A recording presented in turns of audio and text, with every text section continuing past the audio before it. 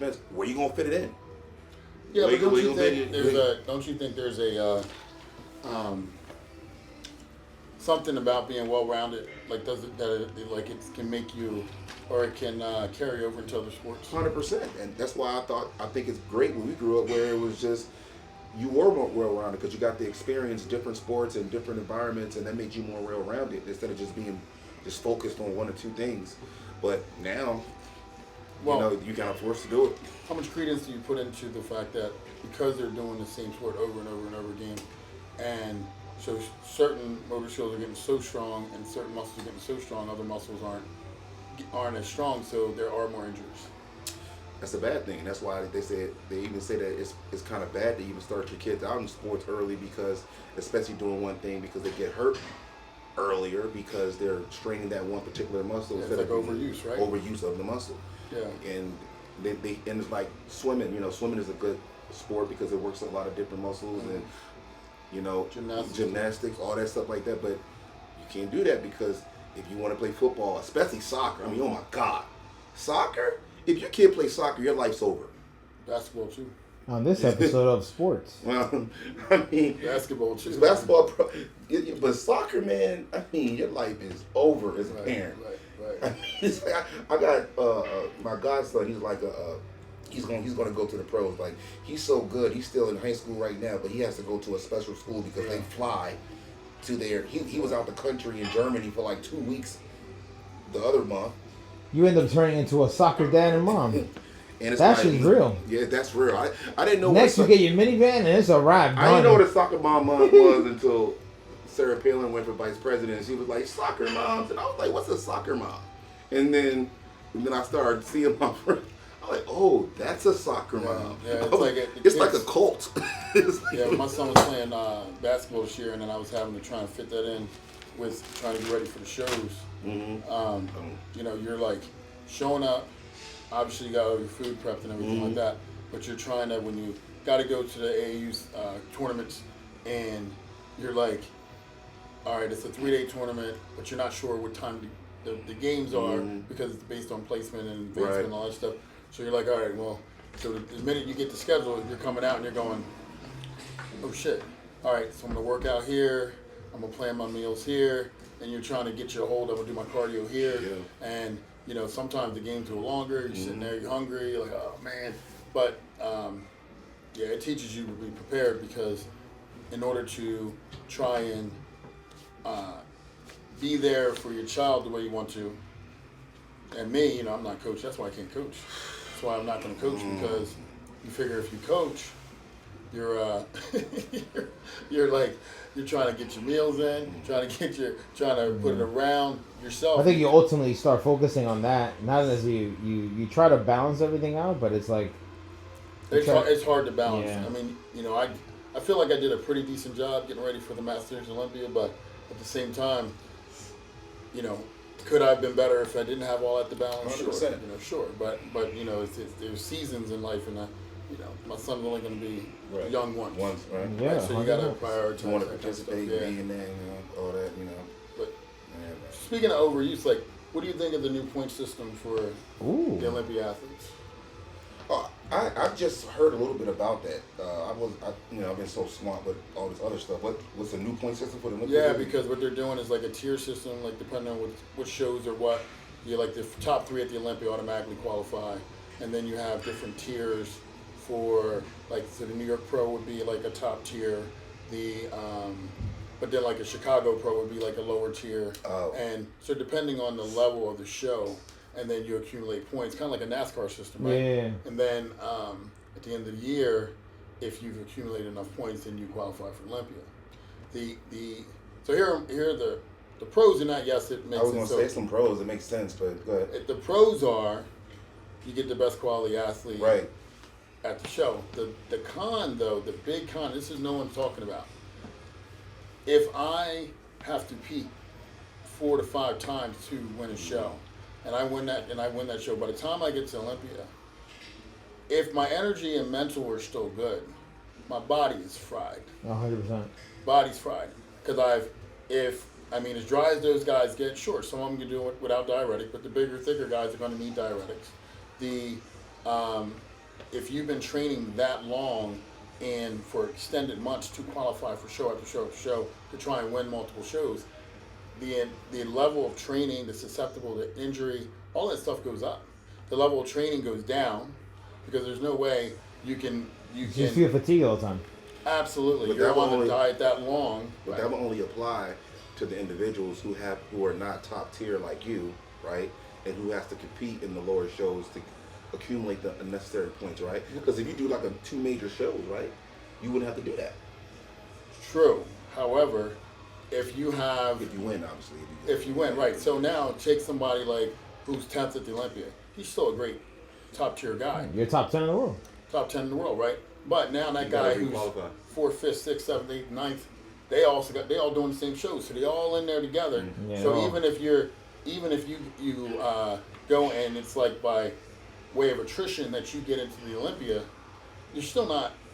You don't have as much time in the off season. Right. Oh, right. Right? Because Right. you don't have the opportunity to improve because you need, if you're like, man, I really want to make the Olympia, and you got, let's say Brandon Henderson somehow gets 4th at the Olympia this year.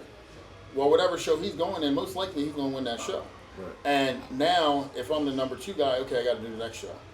Well, it doesn't necessarily mean I'm going to win that show. Somebody else might beat me. But, so I'm saying, like, that guy who is, you're telling me the guy who's 15th in the world doesn't deserve to be at the Olympia? He may not get there. And if he does get there, his body's so beat up. But he has fans.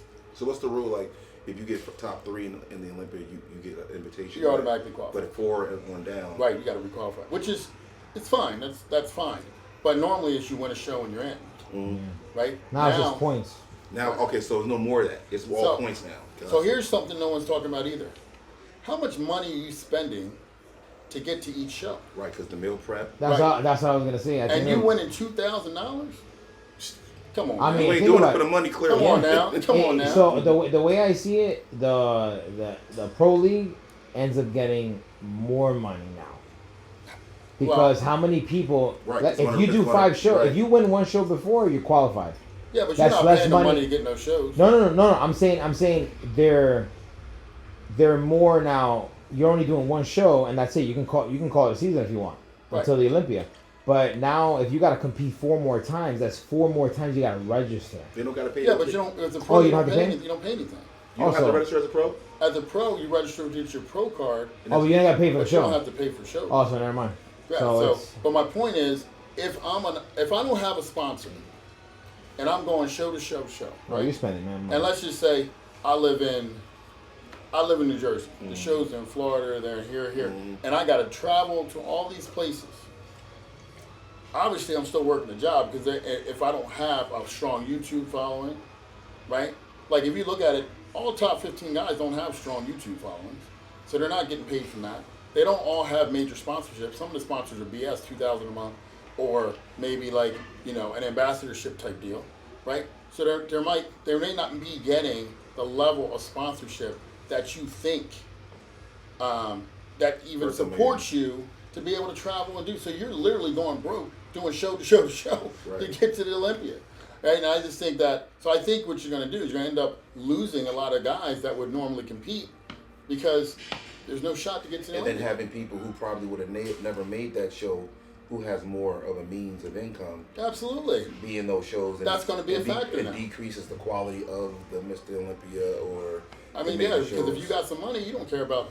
I mean, who cares about traveling? Right, admit So it. I know a guy right now who's in 212. Money's not an issue. He's not the greatest competitor, but money's not an issue. So just from the fact that he might be able to do every He show, can get in all the he's points. like, yeah, I can get off If points. he places and he get those, oh wow. But I mean, you got to win. You have to, like, one of the things you have to win the show to get in. So you can't just place. But like, the point's valid. Like, So my question to you is this: with that, let's just say you was 4th in the Olympia last year, so that means you have to qualify by points. right. Or you have to qualify again by doing a couple shows. Yeah. So that person, that number one, that guy who was 4th, he definitely got to do at least 2 or 3 shows to qualify for Mr. Olympia next year. I At don't least know 2. if he wins the Arnold, he's automatically in. That's what I'm asking. If he wins the Arnold, he's automatically in. If he wins the New York Pro, I think he may automatically. Okay, so there are some shows where There are it's- shows Because like there's one. specific prestige, like top of the line shows that if you win, you automatically get in. Yeah. And then others that you just have to, like, hey, you don't win those shows, so now you got to do these X amount of shows. to give you enough points to be qualified. And if you like, say for instance, if you get in New York Pro and you get second, you get a good amount of points for getting second in New York Pro. I don't think it works that way. I think it works only If you're the first. when. So, but you get points for being second in the New York Pro, right? I don't think so. I think So, you just win. so the points are if you win. Mm-hmm. You only get points if you win a show. But that's what makes now the Olympia more prestigious. No, it's what burns a lot of guys when they get Are you to the kidding Olympia. me? Yeah, I mean, You only yeah, get yeah. points if you win a show. But I'm saying instead of having, for example, Classic, instead of having fucking 80 competitors up there. Listen, the way I would have done it if I was running an organization is very simple. All 80 guys go to the Olympia, right? However, to get seen on the actual Olympia stage are the ones that get through the preliminaries. And the preliminary is you come out, you do your quarter turns, you do front double bicep, back double bicep, and then they go from there and they cut down to the top 15. And the top 15 will be on. That's how you think it should be? Absolutely, because here's the thing. That's how everybody gets into the IFBB. What makes the IFBB better than every other organization? Is it truly that the IFBB is really better than the other organizations, or is that everybody wants the Olympia? That's the only thing that makes them stand apart. We came up learning about Mr. Olympia, not about Mr. World, not about Mr. America. It's Mr. Olympia. So that's what everybody is trained to think. It's a belief thing, right? No different than like when you play the lottery, you believe you're gonna make some money, right? I think it's also the recognition that you get from the IVB. Versus like these nah. other industries, like I guess what he's saying is that really true though? If you can still qualify for the I think it's only true if you're winning. Thank you. If you're not winning, then because let me ask you a question. Did we know about what's the big white guy with the huge arms that just agreed to do Prague? He was big in the other organization. Crizzo. Thank you. Crizzo was a pro in the other organization, and he had mad love and mad fans over there, right? The world's very big. In America, IFBB Pro League is all we know, right? But the world is very big because you still got other organizations out there. I was going to say is if the Olympia allowed you to qualify by your wins in other organizations as well, never happened. Then that might even the playing field, meaning like you still have to win certain shows in those particular leagues or I think also what it is too, they're trying to. Well, it never happened. They're trying to make the show short. Like this show, the Olympia should like show itself. It's too long. If you do it the way Fred want to do it, how long do you think it's gonna be? That's a week.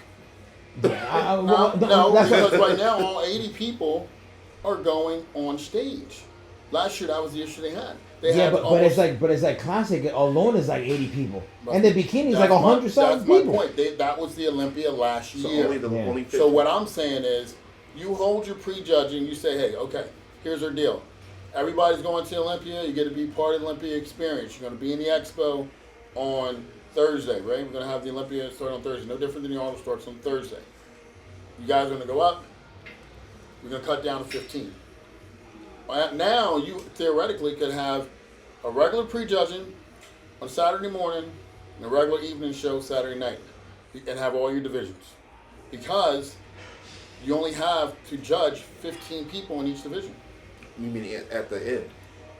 But then, let me ask you a question. How many people are going to complain that are not top 15? They only just saw me so I literally went to Olympia for 5 minutes. You know what? That idea is not revolutionary. It's exactly what used to happen when you'd have 50 and 60 people in the men's open bodybuilding, right? And I guarantee you, it's on video right now. Yeah. Next year they're gonna change right now they're playing with this whole. Yeah. And then next year, another one. I mean, meaning 2027. They're gonna change it again because they're trying to really get down to the exact number that they want. And then let's not forget. Fit model. Oh, that's what it is? They want to come down to a 3-hour show. 100%. Because what Arnold said one time was, think about the football experience, the 3-hour event. Yeah. Nobody wants to be in a football game for 6 to 7 hours. Yeah, it is, yeah. But the difference is this. That's not taking into account that if I'm a fan of bodybuilding, I don't care if the show's an hour. I still might go out and get popcorn on Men's Physique. True. Because I like the I like the divisions I like, right? And at the end of the day, I don't care what anybody says. You can see it with Urs, crossing over. You can see it with the 212 guys crossing over. You can see it with the men's physique who actually get some legs to cross over. Everybody wants to be men's open bodybuilding. They just stay where they think they can be competitive. Right, because men's body, that's what's because you didn't grow up saying, I want to be 175 pounds. Right. You grew up saying, God, these guys are freaks. That's exciting. You know what I mean? Like, and a good classic guy, as Urs showed you, is still going to be able to compete in whatever organization, whatever division they want to compete in. A good 212 guy is going to be able to compete wherever he wants to compete. Like, no one's going to sit here and tell me Keon couldn't be a top open guy. Right? We already know that Urs just came in and said, okay, I might be able to throw my hat and be a top 15 guy in the open. You know? So this is what I'm saying. Like, I don't think by telling a kid who comes in, he's like, he may only be good enough to get first at the Toronto Pro and maybe never get first at a New York Pro. But you're telling me he doesn't deserve to have a shot to go to the Olympia? I think another reason why they're making it short, and correct me if I'm wrong, it's possibility. They're making it like this, and again, they're going to always tweak it because now they need to figure out, all right, how can we make this shorter by having all this point system? Because now they're going to introduce fit models. That's another class. And if most likely they're going to have fit model class A, B, C, D. So now, how it originally, let's say, ends at 1 a.m., if they didn't do this point system, it would probably last until like 2, 3 a.m. Why wouldn't you just make the show another day? You see what Gary did up at the North Americans? I think that all comes down to money. They start on Wednesday, and they finish. Right, it does talk about money because you got to rent the venue out longer, you got to have more space, all those things, right? And you got to have the production crew, the people who pay to be there. Another big part that no one's talking about is the Olympia, when you qualify, pays for your accommodations when you go. Exactly. Oh, okay. Clothing, flight, stay, right? Flight, I think, is only open men and maybe classic. But they pay for everything else for everybody else? They pay for the room. Oh, that's good. Right. So when when I went to Olympia, they paid for everything. I mean, but think about how much money they're dishing out. And I got a $50 and I got a stipend for every day. That's not for bad. Food. So, but still, my point is this: you went down to, if you win a show, you're in, right? If you really want to change it, even go further, stop allowing promoters to only pay these guys $2,000 when they win. Make the promoters pay them something real. You would have a decrease in shows anyway, because a lot of promoters wouldn't be able to do it. So I just want to still get this. So there is no more point system, or there's a point system? There's a point system now. Okay, so the point system is you have to win a show? You win a show, and then depending on the show, it gives I think max is 14 points. But the first, so it's a two-step process. You got to win a show, and then the amount of points you get is I think first place is 14 or 16 points, but depending on what show you win. If I'm not mistaken, if you read the rule sheet, it says you can get points and all that stuff, but it's whoever gets top 3 or top 5 of the highest points, they're going to Olympia. So no matter how many times you competed, you could win first place. But if they weren't the top tier, first places, then the other guy's going to end up because they competed in the top tier competition. Yes. That's what I was asking. So if you compete in the top tier competition and get second place, you could get points? You still get, I think you, I think it's still only first place. You gotta win. So that's what made So like, I'll give an example. Let's say how he said, if New York Pro you win. Right. But Chicago Pro is second tier. Got you. Because you won Chicago Pro, you might get 12 points. All right, got you. But you won New York Pro, you get 14 or 16 points. And then, so basically, you're saying, just to make sure they even get into the Olympia, to your example, the guy who won Chicago Pro say, you know what, I'm going to go ahead and just try to win a New York Pro just to make sure I'm in the Olympia. So I didn't want 2 top shows. When really they could have just chilled and then rested their body. And got ready and became a better version of themselves. Right now, you're taking away a whole lot of people's off-season. Yeah. Now, for promotion-wise, this is where the money comes in. For promoters, is like if you do the New York, now they know because of this stuff. It's like, all right, New York Pro is a top tier show. Now they're gonna make crazy money with the amount of people coming here because you're gonna see top names there. You are. So you're gonna see Nick all the time. You're gonna see all these people. That tier system don't apply to men's open.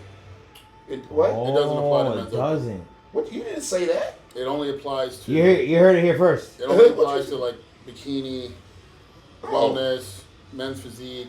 Okay, now. Okay, so it's still not fair, but okay, but We only care about open. We only care about I'm open. just saying, but now, but the main show is still the same. The main show is still the same. Okay, he didn't say that. Did You he? went in your end He with your didn't men's say open. that. This whole time he just talking. You was talking and about talking, open too. And You then was at talking the, about open. and then at the end he said, "Oh, it doesn't account for You've been to open." these big competitions, But you still, ever- like I've been specifically sitting here talking about men's physique. But you have and that's as why. an example. As an example, yes. And the reason why is because these guys are still putting their body under a lot of stress. Yeah, you're right. And I think it's a shame that no one's talking about that aspect of it. No one's talking about you might have a young man going into it and thinks, okay, I'm gonna get ready for this show, and I win. Mm-hmm. Now instead of him being able to come off what it takes to look like that, rest his body, do a health phase, and now get ready for Olympia, you're essentially telling him you may have to grind and pound your body into the dirt all year long, and then after Olympia, so you might see a guy started prep in November, he may not be able to stop until the following November. That's not healthy. Hamster in a week. It's not I think that's healthy. what it is. You know, and the thing is, no one cares about that. And then, like, you know, you're hearing about all these deaths and that's happening, people pushing their bodies.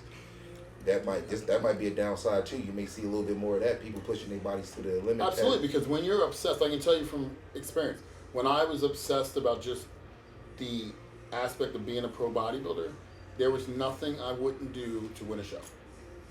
Nothing I wouldn't do. Put this where? Okay, cool. You know, don't do cardio 3 hours a day, no problem. You know, eat only 500 calories a day, no problem. Whatever it took to bring my best conditioning and How it the is. level of size that needed to be competitive. I didn't care. So I'm telling you, you can't expect a person, young man, young woman, we see it with women all the time. They completely change their entire look in hopes of winning, because when you have that competitive drive, you lose sight of the big picture. That's gonna be a bitch for a bikini.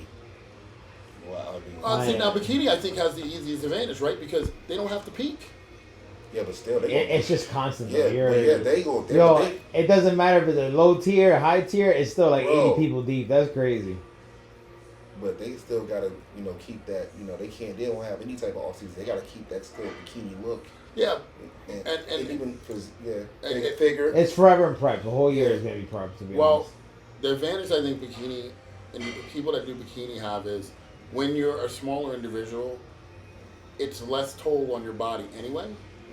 And you're really just talking about a look. They don't really want striations and all that kind of stuff. So it's a lower body fat than what's considered to be healthy for a female, but it's still not in that danger zone where you're doing the things necessary to get to that level of body fat. Because realistically, you can be pretty much natural with bikini But they, and still do well on the pro level. but they might be the most affected by people falling off and getting discouraged, because isn't that class like the largest class?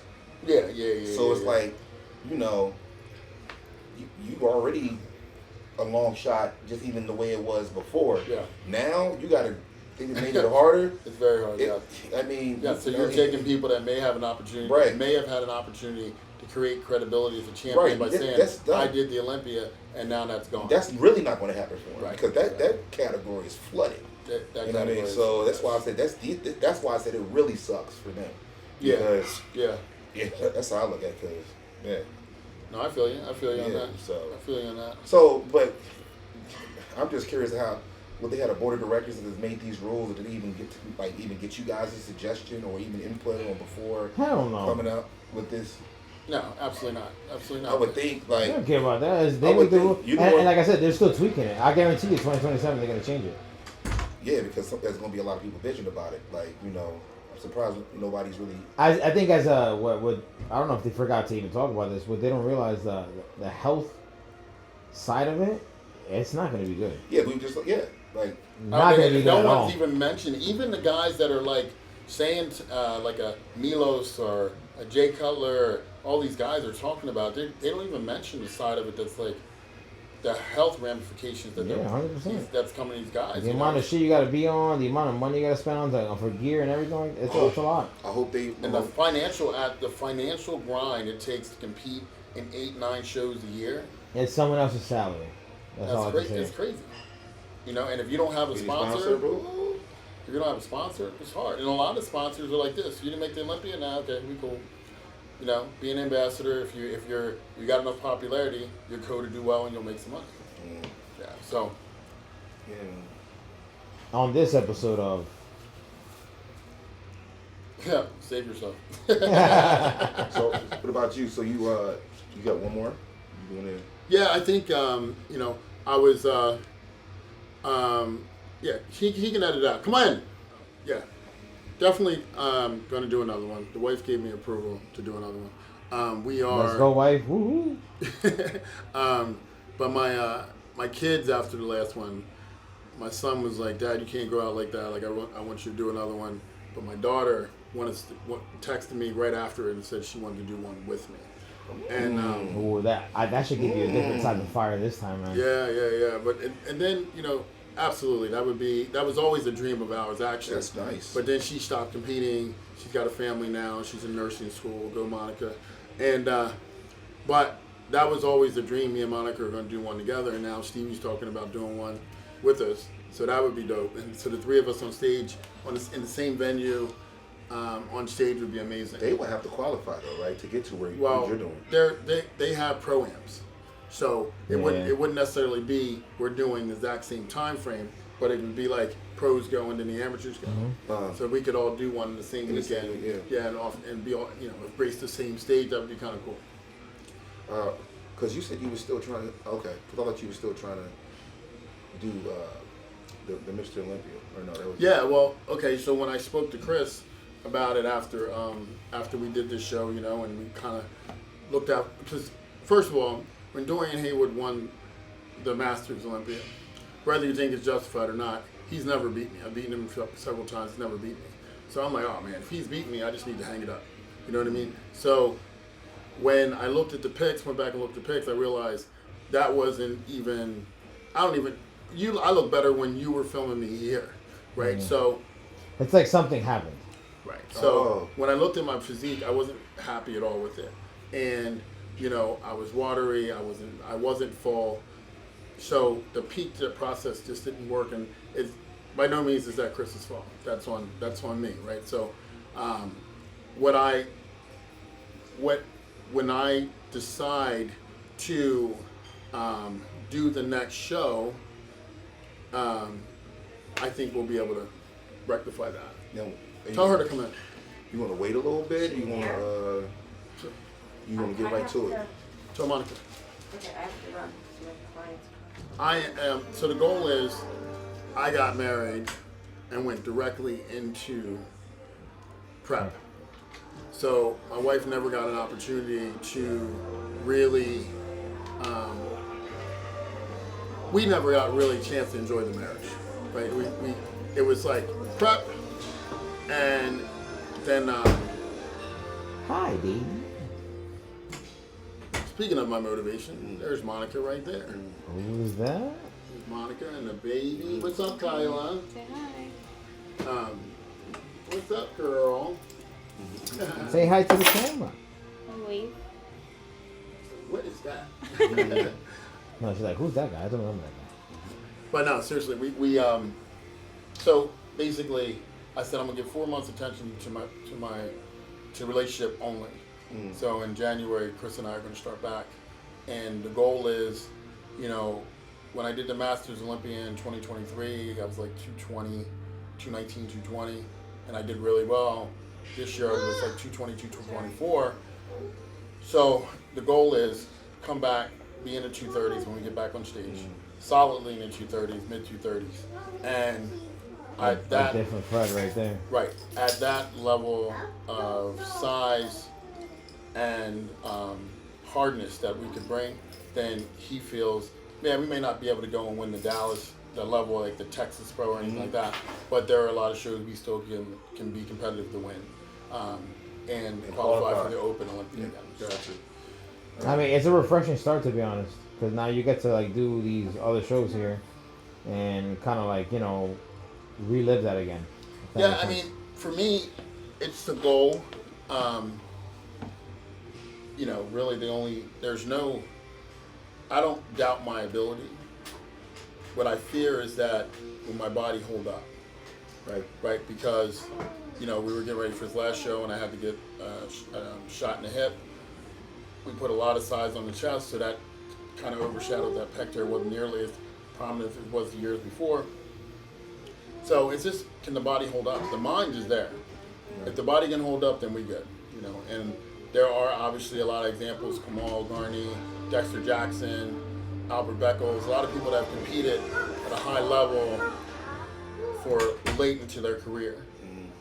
So I'm just praying that if the mindset is there, the body will follow. Well, they say mind over matter. If you don't mind, it don't matter. That's it. That's it. Yeah, as long as you have some people in your circle, the right people in your circle, you're not gonna fall, and they're not gonna let you fall. Right. So just keep on doing what you always do, bro, and doing these. I hope doing all these videos and content always kind of like motivates you to like, damn, I really look like that, or I'm changing like that. Well, I mean, you have see, people like that. I see that. 4 weeks post show, and we're not fat. That's a first for me. I got to tell you, because normally, and I credit this young lady here, Julia. Show her in the camera, hey, because she's doing a lot of my filming and stuff like that, and so we're trying to stay fit, so that when we're putting out content, we authentically can say, credible. Yeah, this is exactly. Credible. Yeah, it makes it look better and stuff like that. So, yeah. So, what's your plans? Man, every time I say this every year, I plan on doing 2, but life hits you. I mean, I'm a practicing attorney. I'm a head coach of a little pro football team. I got other things going on. I got my fraternity, Omega Psi Phi Fraternity Incorporated. I have district positions, international positions. So, I'm being pulled in many different directions, but at the end of the day, It's in there, right? it's in there. I love being on the stage. I love lifting. I lost a lot of weight because of this football stuff, not eating out in the sun because the sun is just on you while you're out there in camp. But I gave this man my word, I'll do 2 more. So my goal is next year to do 2 more. Ultimate goal is to get my pro card. I don't high aspirations like Fred. I do this as a hobby, but I do it because I love it, and I love working out with Fred. I think Fred's a good trainer, and he knows what he's doing. And one thing I would say, because you can't say this about a lot of trainers, I always cuss this man out. He laughs because, man, I'm trying to tell you, he 2 weeks out, 1 week out, the day before, the day of, he just brushes me off. He knows how to manage me. But he's laughing because it's bad. But let me ask you a question. You come to the gym all the time? I do come to the gym all the time, but then when life hits me, like Fred don't see me in a couple weeks because I got a case, or I'm in trial, or like I got. Well, I'm gonna defend you on that one. When we lock into a show and he gives me his word, with hell or high water, he's making his workout. Oh yeah, I am. Right. Yeah. He prioritizes this when he decides to lock in. So he has not said, Fred, I want to do a show on this date in a very long time. What we try and do is just continually try and work towards it. Yeah. And I think so. There's the challenge. He needs to put it in stone. Right. And then once he puts it in stone, now we're also dealing. I think last time he did a show, his son might have been 1 or 2. Yeah. Right. So now his son's older. 7, and you know how that is. Dad and the son, you got to be there for. And that's the point. Like me, once I spend the money and I register for a show, you ain't wasting that money. Now that's how I really commit myself. Once I say, okay, I'm doing this show, and I register for the show, I give them my money, and then I, do all that. Then I have to do it. It's not a question. I haven't done that in a while. That's what it is. I think once you have that goal, you're. But what I was gonna say about him is that the reason why I know he can achieve whatever he's gonna achieve is because whatever he puts a lot of trainers will put their clients through things that they wouldn't put themselves through. But I've seen him torture himself the way he has tortured us. Yeah. And I'm like, man, you know what? I can't even be mad at you no more because even though you put us through this, but you put yourself through this, maybe even worse. So you gotta have nothing but respect for that. Like he's not gonna tell you to do something that he's not going to do himself.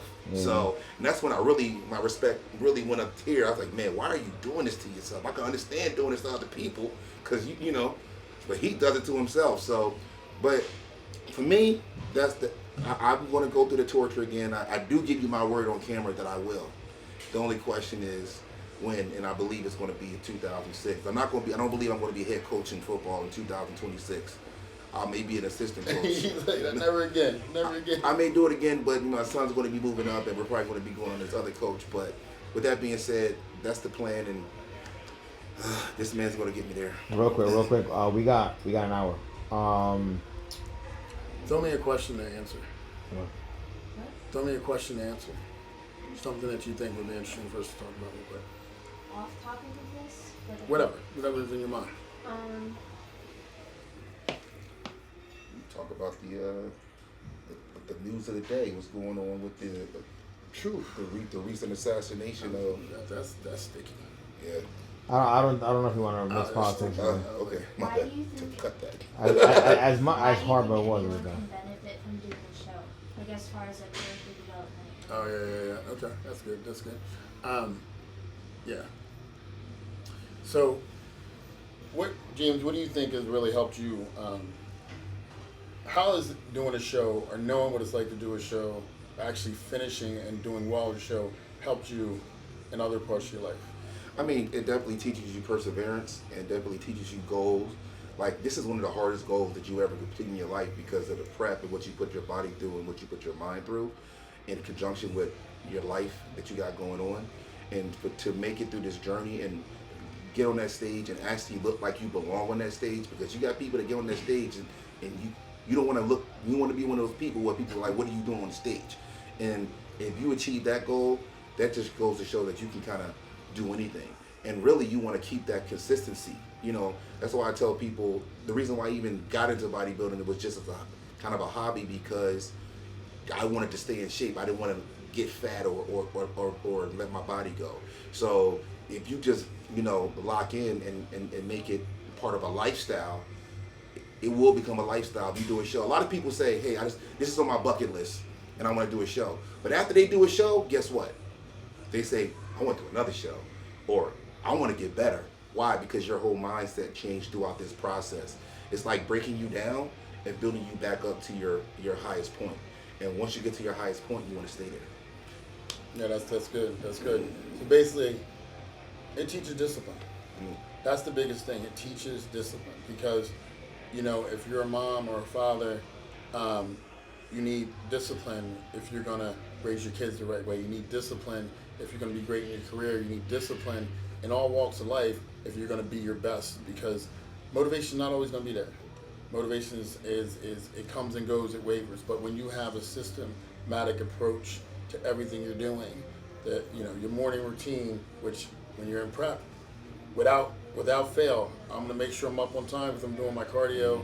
I'm going to make sure I'm up on time because I got to make sure my meals are packed. I'm going to make sure I'm up on time because I got to do whatever supplements I'm doing. Like, everything is you wake up with certainty, you wake up with a plan.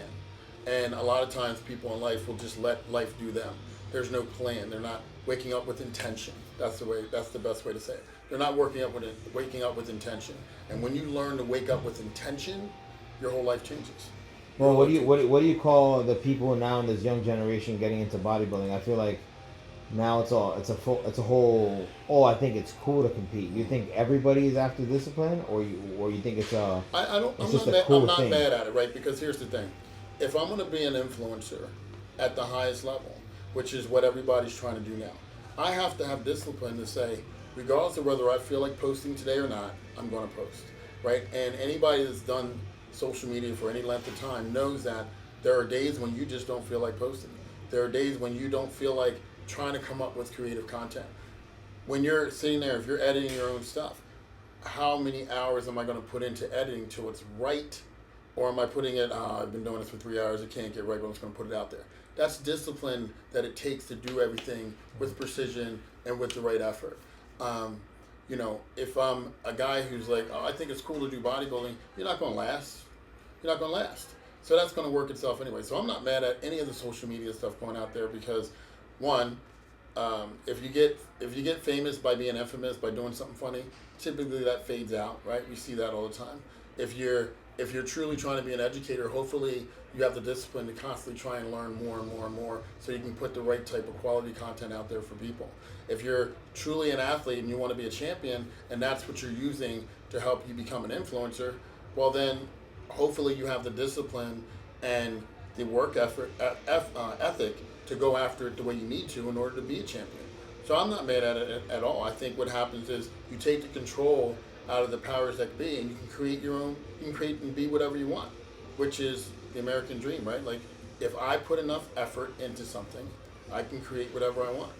You know, like you and I are both successful, mid-aged black men, right? Mm-hmm. And we've done really well, but we know a lot of our counterparts who have not, right?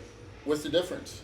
Our discipline and our effort to go after it the right way, day in and day out, regardless of the way we feel. I'm just going to add to this, because just advice to the youth. And some people wake up in the morning, never worked out a day in their life, or probably just was a little bit athletic, and say, you know what, I want to be a bodybuilder. Come to somebody like Fred and say, hey, I want to train for a bodybuilding competition. You may have the discipline to do that. That's fine. But then ultimately, like what Fred says, you may not even see it through. You may quit, or it may be overwhelming. It's a lot. Training for a bodybuilding competition and just working out in the gym are just two different things. First off, I think that number one, you should just work out. You should say, hey, I want to start working out. You know, give me a program so I can just work out in general. So you can get your body used to working out in your mindset and saying, hey, I want to adopt the lifestyle of being healthy and working out. Because then if you make it a lifestyle, it would be easier for you to say, all right, now that I've made this a lifestyle, now I can go do a bodybuilding competition, because now I know I'm disciplined enough to do it and take it to the next level because I was disciplined enough to make this part of my new lifestyle. If you just jump from point A to point Z, you're going to crash out. You're going to crash out. But if you go A, B, C, D, E, F, and you stay consistent, you'll be able to get there one day. So for some people, it may take a year, 2 years, what have you. But if you make it a lifestyle, it doesn't matter, because you're going to do it anyway, and eventually you're going to achieve that goal. I get a lot of people that text me and say, hey, what's your workout plan? What's your meal plan? What's your workout? I want to look like you. I said, bro, looking like that on stage is overrated. I felt miserable. I said, I looked the best I ever looked in my life, but I felt the worst I ever looked in my life. But how about this?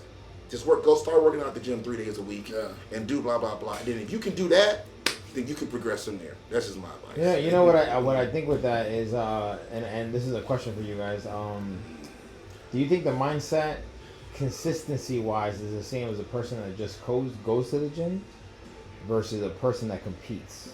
Well, I think the mindset is who takes it more serious. Yeah, I think it's like, okay, so if I want to train and I want to train to feel good, then just take something, forget diet for a second. Just take your training the way you approach your training. If I come in and I'm training to feel good, then I'm going to train in a manner that makes me feel good. So do I necessarily always push to failure? Not necessarily. Do I always worry about how I'm contracting the muscle and all that kind of stuff? Maybe not. I might just be in there doing work, just going in there and burning calories. I feel good. I moved around. I got some blood flow. I feel good, right? If I'm going in to get ready for a show, every muscle group I train is important. Every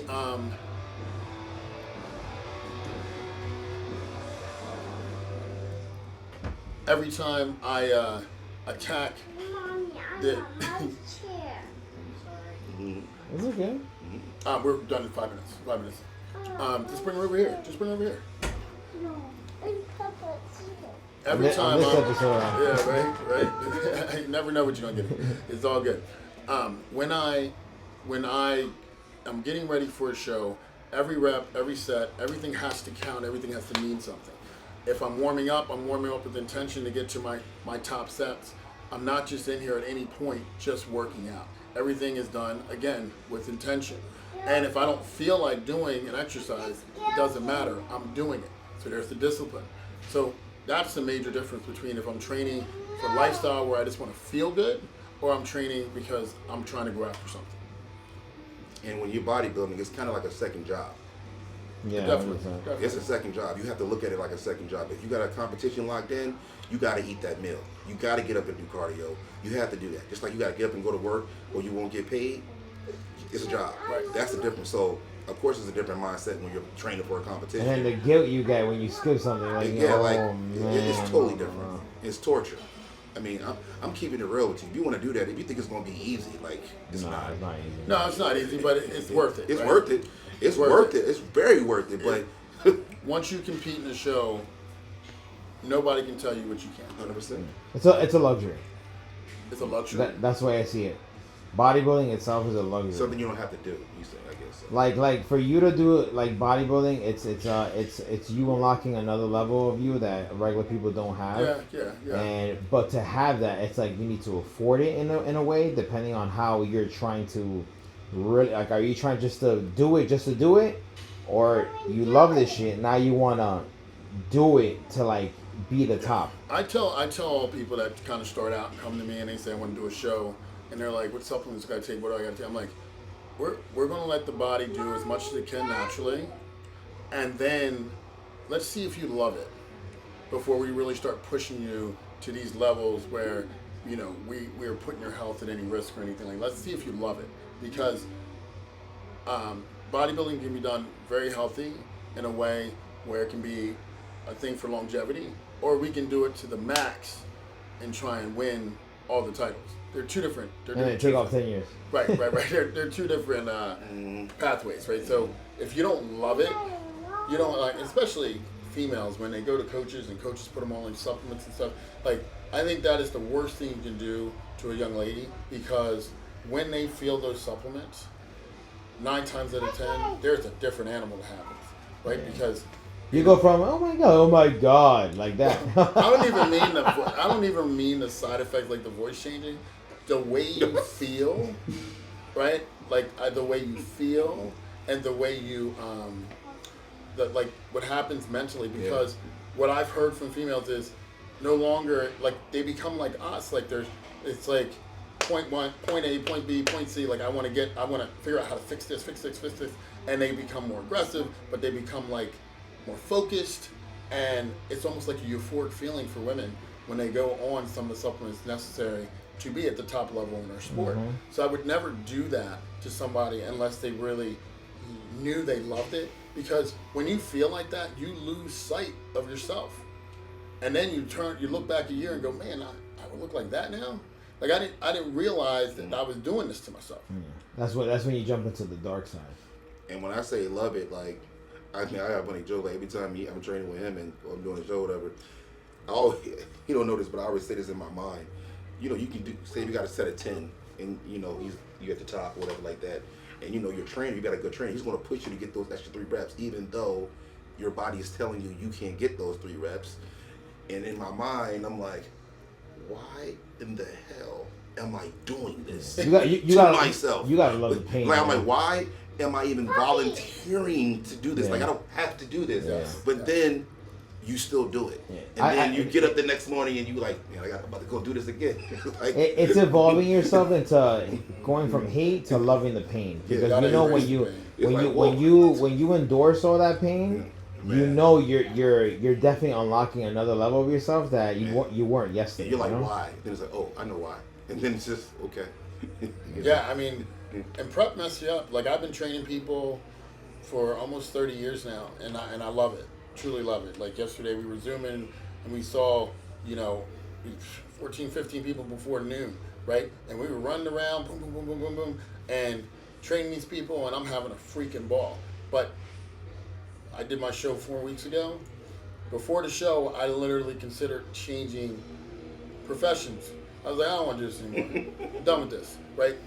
And because prep changes how you view everything. Oh yeah. Right? It changes your mindset. Yeah, it changes everything. And Crazy. You become an animal in prep. you become an man. animal. You become an animal. All and you're season like, nothing. All You know season what like, else prep does? It really shows you how you take certain foods for granted.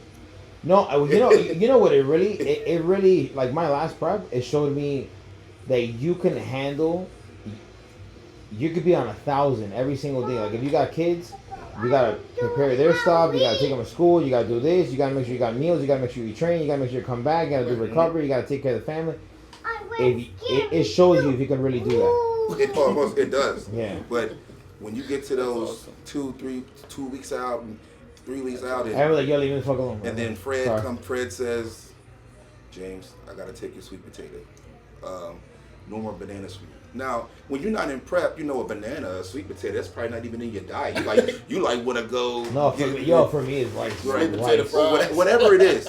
But Rice. when your trainer takes away that one thing you've been holding on to your entire prep, because that's all you're eating that you like, that's when it gets real. Yeah. My thing was the oatmeal in the morning, right? I knew I could count on my 80 grams of oatmeal every morning.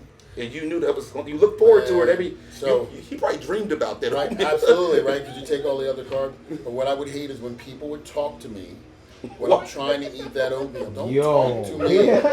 Don't say a word to me. Only enjoyment. This is all I get all day. That's going to be enjoyable, right? Because I put a little sugar-free jelly in there, and I'm like, oh, it's just heaven. It's heaven. You try and put sugar-free jelly in your oatmeal when you're eating regular, it's like, whatever. Yeah, and then try to eat that sugar-free jelly after you do your competition. It don't taste nowhere near like you thought when you was eating that fake stuff that it was real. Yeah.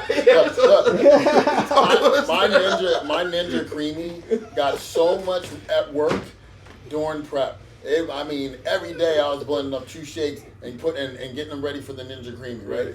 I haven't touched it one time. Because it takes too much time. It takes too much time. I'm I not want starving it enough. now. I'm not starving enough, so I'm just going to make me a protein shake and drink that thing. You know what I mean? Man, I was buying those expensive protein cupcakes and all that stuff like that. Fred told me not to eat them. Yo, Buffalo muffins? Whatever they was, they said, hey, this is a protein. It's all healthy. Can't have that. And then when I ate it, it tasted like the real thing, but then after prep, it's like, ew. Nah. I was eating this stuff. What are you talking about? You're in prep. You're seeing every protein bar like this. Like, oh my god. Look, on prep, I watch the Food It's Network healthy, every day. right? Every day, right? Every day. Oh my god, bro! I would see burgers. I would see pizza. I'm like, oh, I think I'm gonna eat this. But you know what? That didn't drive me nuts. It helps you to think that. Oh, that's gonna be that's gonna be my cheat meal for the next week or whatever the case is or whatever. Or if you look at my Instagram stories, I've been seeing all the time like, oh, that was so good. It's nothing but food, and I can tell you, since the competition, I've unfollowed probably all of those food. And the funny thing about it is, because it annoys me right now. And after the competition, you think you about to binge, but your stomach is just so small you can only eat I will never forget my last show. There was so much Rice Krispies that I ate. I said I don't want no sweets. I just want pasta and water. That's it. Man. Well, I mean, pasta kind of does convert down to sugar. So yeah, but you know what I mean. I don't want no cookies. I don't want no nothing like that because it was already too much sugar. I couldn't eat anything. I just ordered all of it. This last prep, I was so obsessed. I'm Googling and ChatGPT and how to train to be a competitive eater. Are you did? He did say that. He did say that. Actually did tell me that out there. I said, what? And he was really convincing me that he was going, hey, you got to train. I can do it. I said, yo, shut up, man. The happiest I've ever been was, I think it was a week. No, it was 3 days before the show or something like that. My coach said, all right, I want you tomorrow morning, go to Dunkin' and get 2 chocolate chip muffins and you can get a coffee or whatever. Yo, I ran 5:30 in the morning to Dunkin', like, I need your freshest 2 chocolate chip muffins. My coach said I have to eat them right now, right? And then, rushed home, got in front of the TV, put on Breaking Bad again for the 10th time, and just leave me alone. Yes.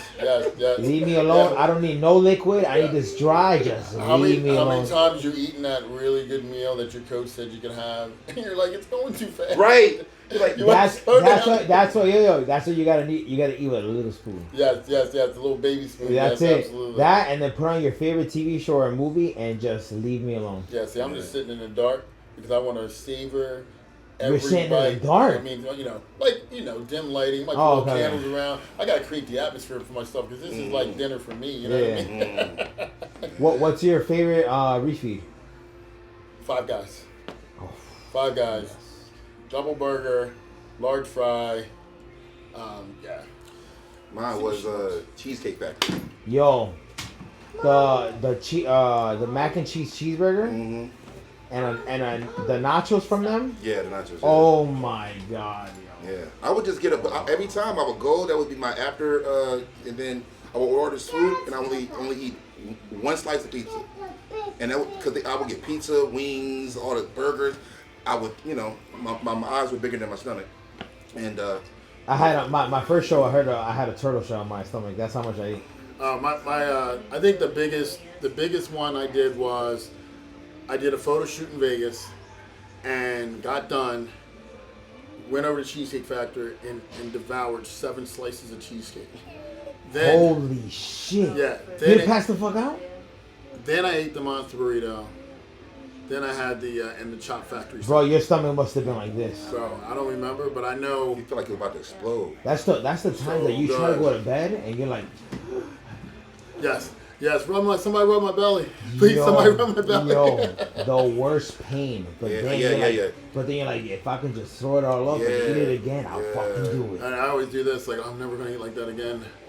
The next day you wake up, like I want my pancakes and fucking bacon and eggs. Yeah. So that's what's crazy. Like what I've done this time to kind of keep my body in better shape is I make sure that I get up every morning and eat the same exact breakfast, and it sets me up for success for at least the day.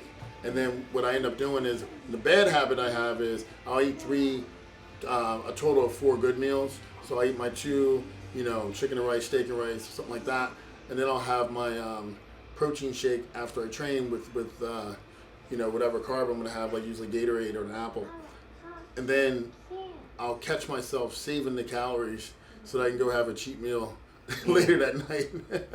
So instead of having my next steak and rice or chicken and rice or whatever, I'll just be like, oh, let's be a little bit hungry, and then I'll get home and eat something I shouldn't be eating. Eat something fun. Eat something fun. I'm not gonna say I shouldn't be eating it because I earned it. I'm eating something 100%. fun. And let's be real. And I'm not calling it cheat meals no more. You get a tasty meal. That's what tasty we call it. I mean, look, tasty meal. And let's be honest. I think the tasty meals, if you want to call it that, they taste so much better when you have it once a week. Oh my God, don't they? Versus not being on a diet, it's just a normal food. Yeah. But have a Philly cheesesteak or have pizza or have a burger and fries once a week, man, that puts your mood like. Yeah, for sure. Well, advice: if you ever decide to do it, don't eat a cheat meal until your trainer say eat a cheat meal, because he gonna know. And Oh you yeah, think it's not no. gonna, I don't even mention it. I got a story. Fred, I was in deep prep and I couldn't take it anymore, so I ordered a large piece from Domino's, and I forgot that I had check-ins with Fred the next day. So I ate the whole pizza, right? So then he came, he took my measurements and stuff, and he was like, "Yo," he's like, "You been on the plan?" I was like, "Yeah, I've been on the plan." He was like, "You ain't cheat one time," and I was like, "No, sir, I ain't cheat. I stay on my plan." He was like, "Okay." You know what he did? So he did what a good trainer do. I gotta change the diet up because clearly we not getting the results. And if I would have just makes the diet even worse. Like, no. If I would have just been honest and told him I had a pizza the day before, it wouldn't have been as bad. But I lied about it. He would have left the plan the way it is. He would have, okay, man, just stop cheating. And I would have been able. That was the worst week of my life. That'd be the worst. And then I stayed perfect that week. I came back like, okay, now we're good. Yo, I used to my first show. I used to think eating Oreos at night in the pantry from the pantry and burning it in the morning would work. And my coach would tell me the same thing. We're gonna have to cut carbs. My wife had to hide my snacks. I would get up at like 1 o'clock in the morning and go downstairs. I'd be like, yeah. I know that deal. Absolutely. So, if you want to do a show, just be prepared. Discipline. Every day. There will always be temptation. Don't do this. Oh, I'm going to do it after this. I'm going to do it after that. There will always be something. There will always be something that could make you not do the show in that time frame. Holidays, weddings, parties, all types. There's always going to be something. Because that's just life. Yeah. So just pick a show, suck it up. Know you have to be disciplined for that window of time. But the awesome fact is all that food will be there after that 20 weeks, after that 16 weeks, depending on how much you're going to do. So, discipline. That's my message for y'all today. On today's episode, Save Yourself Podcast. Peace, my man James Lee. I'm Fred Biggie Smalls. Hope you got at least one nugget of information out of this, and it'll be worth it. We got an hour out of this, which is good. Subscribe, I think that was a slate. Subscribe, comment down below. Let us know what you think. So now here I turn the page. I've learned to silence all my rage. Tell me who can really say what will tomorrow bring? On today's episode of Got Muscle. Leg day. I hate leg day.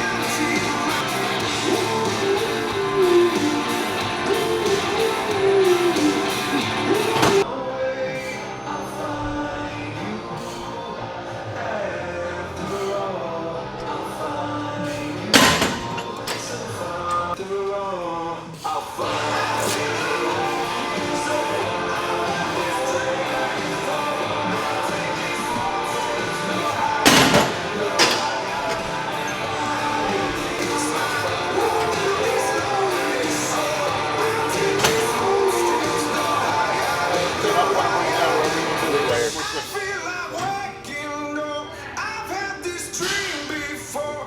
I take these footsteps, go higher. So with Dustin and Juice.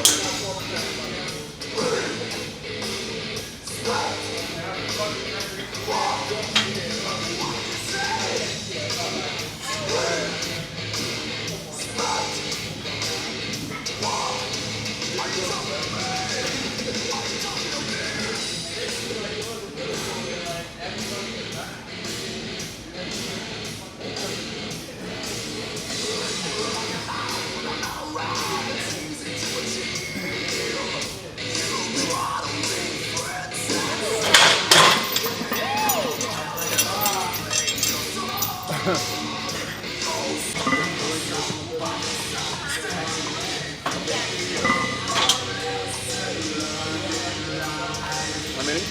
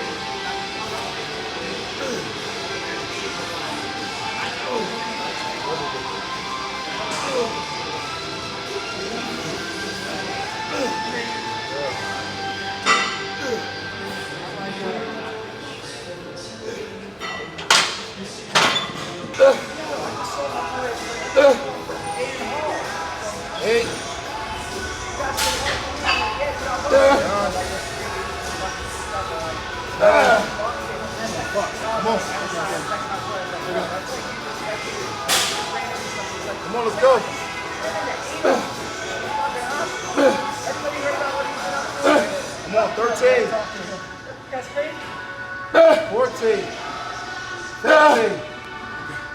Okay. Come on. You got it. Come on, Fred. 5 more. 5 more. 16. I'm not helping you. It's all you. There's 2 more. 2 more. You can't quit now.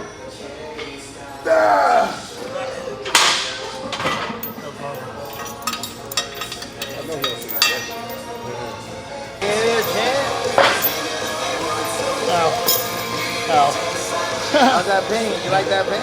Love it. How's paint going? To take pictures and do that, how's paint going? A long ass set. Just wanted to feel something different. You get to the 3rd drop, it's all glutes. Glutes, hamstrings. Quads are already spent. So, it's a good, I like it. Oh my God. He said, oh my God. Wearing a Conquer shirt, let's go.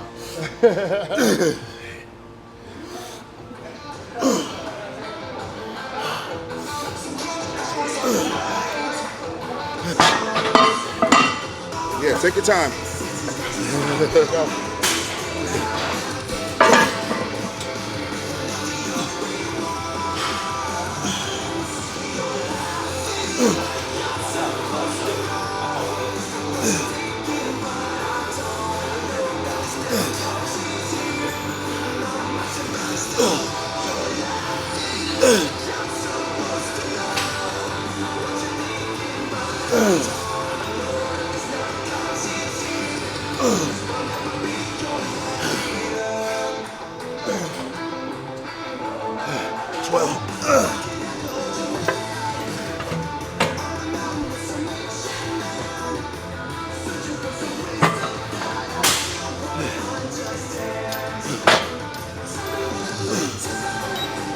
Turn over.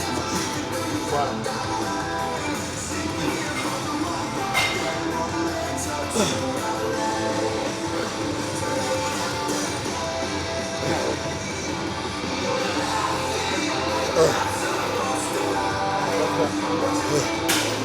Yeah, like 5 more.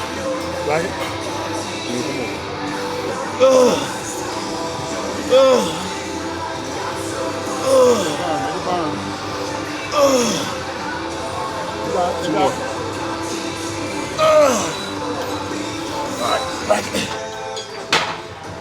He's done.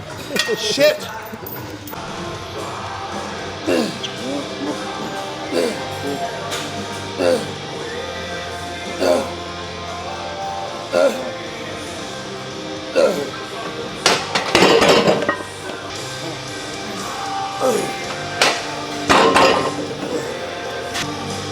Come on, baby.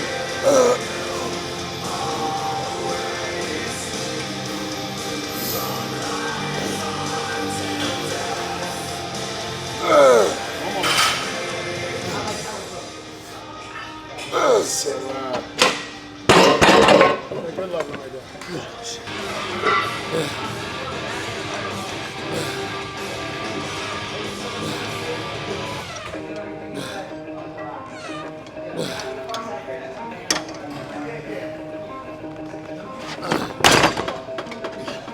Grab this one too.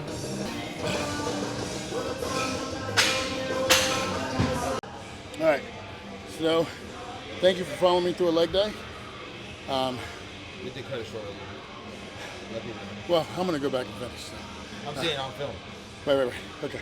So, thank you for following our leg day. 5 great movements for legs. We were able to hit some hamstring, some abduction, squat a little bit, leg press a little bit, leg extension. Basically, the premise is on everything we go 100% to failure, or at least within one or 2 reps of failure. And stimulating the higher threshold fibers, making sure that we create some sort of stimulus to maintain the amount of density and maybe even grow a little bit. So, but yeah, that's what a leg day looks like post-show. Just trying to keep the blood moving during this health phase of things. And, we'll hit it back balls to the wall here soon in the beginning of the year. But Right now it's about maintaining, you know, not wanting to lose any density, working on strength a little bit too in some of the workouts. So you'll see all that as you follow me through the weeks. But most important thing you guys can do, make sure I'm giving you what you want to have, what you want to see, is leave some comments. Let us know what you think. Let us know what you feel. If you don't like something, I look forward to those comments as well. So please like, subscribe to the channel. I feel like I got a wealth of information to give you, being that this is 20 years of competing at the highest level and still doing it. So longevity, health and fitness, baby. Peace. Save Yourself Podcast.